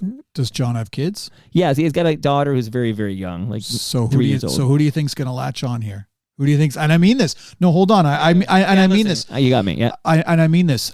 So when Canada played the U.S. in qualifying, they played in beautiful Hamilton, and I went to the game, and we live close enough to Tim Hortons Field that when there's a big game, you can kind of hear it in our backyard, which I love. Cool. And my son was kind of asking like, can I come? And I'm like, oh, like, man, I really wish you could. My wife was like, dude, don't worry. We're going to watch the game. Like we're watching all these games. Like, don't worry. We have to. And look, I grew up watching the German national team because I had to, and I still do. My wife sends me a clip of, we have a little trampoline in our living room, and my wife sends me a clip during the game Man, maybe I should just find it. Is it better audio if I find it? I'm going to start talking. Well, if you can find it, yeah, then you can hold it up to the mic there and so speak in. And so the point is that, you know, my kid is 4 Right. and he doesn't really kind of know what's going on. He doesn't really know the sport or anything like that. But he gets into it. I'm going to find it after, but he's watching the game and my wife sends me a clip of him jumping on the trampoline and he's just shouting, "Go Canada, go." Beautiful. And whatever, we're not trying to like stoke, you know, the patriotic fire here, but the point is that's what he will have grown up watching. And I actually said a few weeks later, I was talking with John Herdman and I showed him the clip and he said to me, like, that's the reason why we're doing this stuff. You're absolutely right. The kids who can grow up with a competitive national team are going to bleed red and white. It's these Gen Xers I know that grew up with sort of like as I did without Canada having a chance in heck, and therefore had to find a rooting interest and would just go to, I don't know, Nona's team. You know what I mean? Like it makes sense. And then I think now, not myself, because if I have to go back far enough, it's of Irish descent, and they rarely seem to qualify for the World Cup. But when you have decades of rooting for a national team that's not Canada, I don't think people just shake it off. Like, okay, now I'm switching over. Like, no, for sure. John can't shake it off, but his daughter, you're right. His daughter's going to be, flying the flag. I think. Look, and I'm not saying like we're going to wake up tomorrow and soccer will have dethroned hockey as the sport here. I know, like we all know, and it sounds like I'm kind of like pumping the tires for the sport, but I mean, I'm obviously invested in the sport and the beautiful game. Yeah, but I mean, I'm invested in it emotionally because I love the game. But I mean, I do think there is a world, and I don't know if this qualifies as a hot take, but like I do think there's a world in which 20, 25 years from now, we are talking about soccer as the most popular sport in the country. And I say this on the day that, you know, another bombshell about Hockey Canada was released, and you look at the rising price of hockey and the culture of hockey, and I guess I wonder if we're going to look back on this World Cup and 2026, which games will be here, as the point where soccer became not necessarily a fringe sport or the sport you just play in the summer to stay fit, which is what a lot of teammates of mine in Oshawa did. But I wonder if, and look, there's precedents for this happening. Cricket used to be the most popular sport in England. And this, we're talking a long, long time ago. Sure. But there became a point where football there overtook it. And I do think if it's ever going to happen in Canada, it might happen. Okay, now-ish. very pointed yes and no questions for you, Joshua, in cascading order here, okay? Yeah. Will Canada score a goal Yes. in this World Cup? Yes. Okay, that's a yes. I'm hopeful too. I think that'll be like, remember when Bilodeau won the gold medal in Vancouver, and we said, okay, this is our third time hosting the Olympics. Montreal had it, Calgary had it, and now Vancouver has it. And that was our very first gold. And it was like, okay, we did it. And then the floodgates opened. But okay, we're going to score a goal. We didn't score a goal in 86. This is a tough one. And remind me, it's Belgium, Morocco, and Croatia, right? Yeah, you flipped What last order? two. Belgium, Croatia, Morocco. Okay, I know it's in my Google Calendar because I'm not missing a minute of these matches. Good. Will Canada win a match? What does your crystal ball say? Yes. Whoa! I know. Morocco? Well, that's probably the one that the people have circled as the winnable game. But strange things happen at the World Cup. Strange things happen all the time. That's why we watch this tournament, right? Last World Cup, again, I cheer for the German national team. It was a brutal tournament, right? Things happen at the World Cup. And I think what this Canadian team can do, and a big reason why I think people will really get into this team, is they can go to a World Cup, they can play without any fear, and they don't have to worry about coming back to their country. And if they lose, they're hunted down on the streets the way that look, again, I know I keep talking about this team. When the German team doesn't get out of the group at the last World Cup, it would be like Canada not like getting out of their group stage if there's a best on best at the Olympics. Like, what are we talking about? That's front page news. Right. This won't happen. That won't necessarily happen with this Canadian national team. They can go and they can play without fear. They can play aggressive front foot soccer, which they do. And I think Canadians will go, wow, look at the effort these guys are putting in. They're not going and bunkering. They're going after games. And I know for a fact this team is going to go after games. Wow. Okay, so we've got a goal. We've got a win. Now here's the last big one. Can this team, Canada, can they advance beyond that initial group stage there? Well, you made it easy for me. Can they? Sure.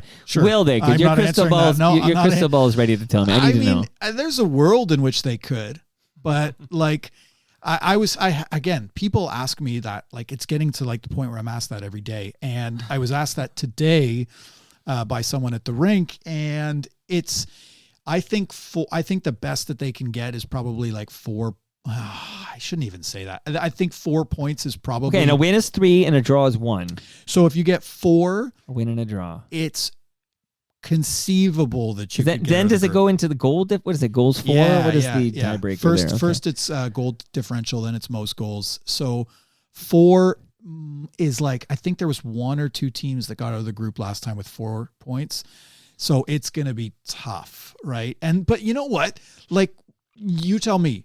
Again, you're Joe Q Canada. I'm just jumping on a bandwagon about 18 months ago. But if Canada goes to the World Cup and they play aggressive soccer with a consistent effort, they score goals and they get 1 win, what is that? Is that a success to you?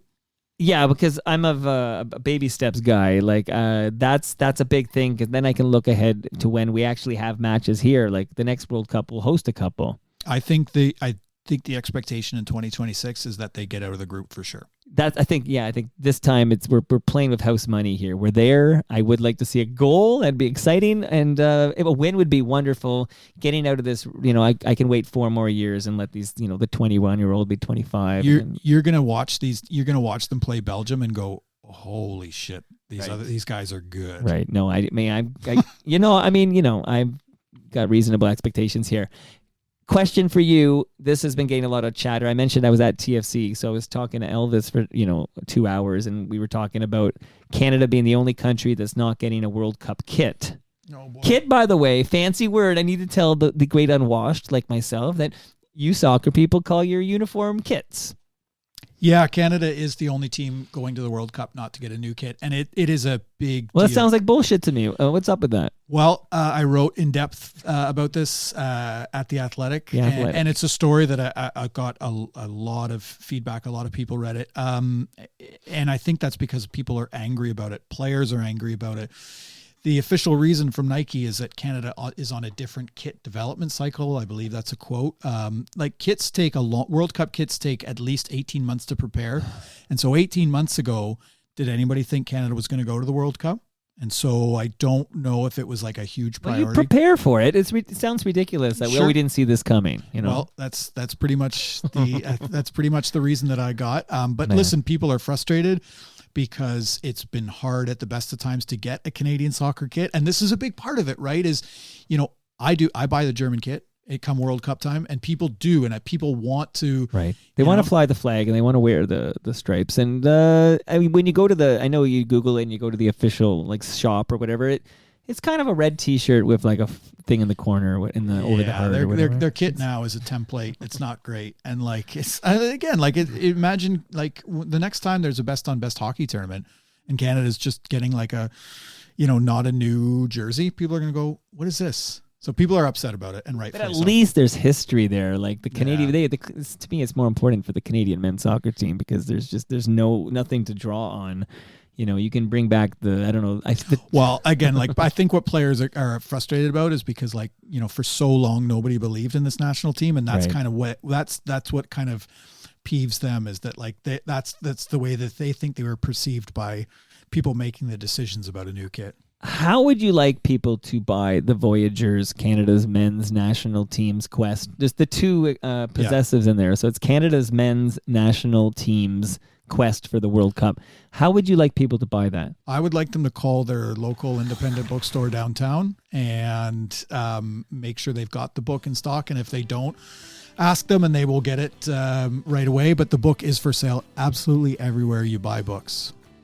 Okay, my friend, this was amazing, but is there anything, I don't want you driving home to Hamilton and saying, oh, I forgot to tell him this, or I wanted to say that.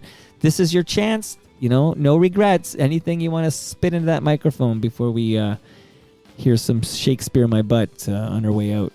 Well, first of all, I started covering, Canadian soccer 6 or 7 years ago, and I'm incredibly appreciative of anybody that has read my stuff, and I am genuinely appreciative of anybody that will pick up the book, because I just want people to learn more about this sport and this story. I think it's very rare in sports that you come across a story that is kind of once in a generation, and I think that's what's happening here. I'm really appreciative of you having me on and letting me talk about it, because for better or worse, it's something I care about, and I just care about people getting into the game, and probably just because I love it too. So I'm excited. I'm legit excited. I mean, this is like I said, in my calendar, these 3 matches. Don't call me during these matches. I'm all in. I'm very, very excited, and I'm glad that you're shining the light on this great story. And anyone who's not a footy fan and is on, looking for a bandwagon to jump on, you can jump on the Jays bandwagon right now. They got a playoff game Friday.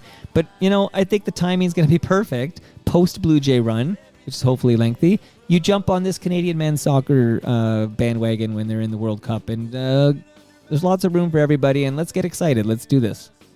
I mean it. If we are any good at all, it's because of the opportunities that we give people who need them. And that's what this men's national team looks like to me. Like I love the idea of kids in Brampton, or kids in a town that doesn't have a lot of soccer players, can look at these guys and say, well, look, like this guy plays in my backyard. Maybe I want to stay in the sport too, because that's why kids get into hockey. They all want to be like Austin Matthews or Mitch Marner, and that's great. And I'm like genuinely happy that like my son is going to be able to watch a game and be like, oh, like, I mean, he's pretty young now, but like next time he might be into, Alphonso Davies or whoever, because there's a lot of room for a lot of different sports, and I hope that people, the World Cup does not come around very often, and I really hope people appreciate it for the kind of, special opportunity that is. It's what got me into the game, and I really hope that, it gets other people into it too. And that brings us to the end of our 1,122nd show, 1122. You can follow me on Twitter. I'm at Toronto Mike. Joshua is at Joshua Kloke. That's KLOKE. Follow him on Twitter. Our friends at Great Lakes Brewery are at Great Lakes Beer. Palma Pasta is at Palma Pasta. Sticker U is at Sticker U. Moneris is at Moneris. You're going to love that Bluetooth speaker there, buddy. It's great quality. Raymond James Canada. They're at Raymond James CDN. Listen to The Advantaged Investor. EPRA are at EPRA_Canada. Ridley Funeral Home are at Ridley FH. And Canna Cabana are at Canna Cabana _. See you all tomorrow when U2's Discotheque's biggest fan, David Alter, returns to Toronto Mic'd. And I've seen the sun go down on Tragically Hip.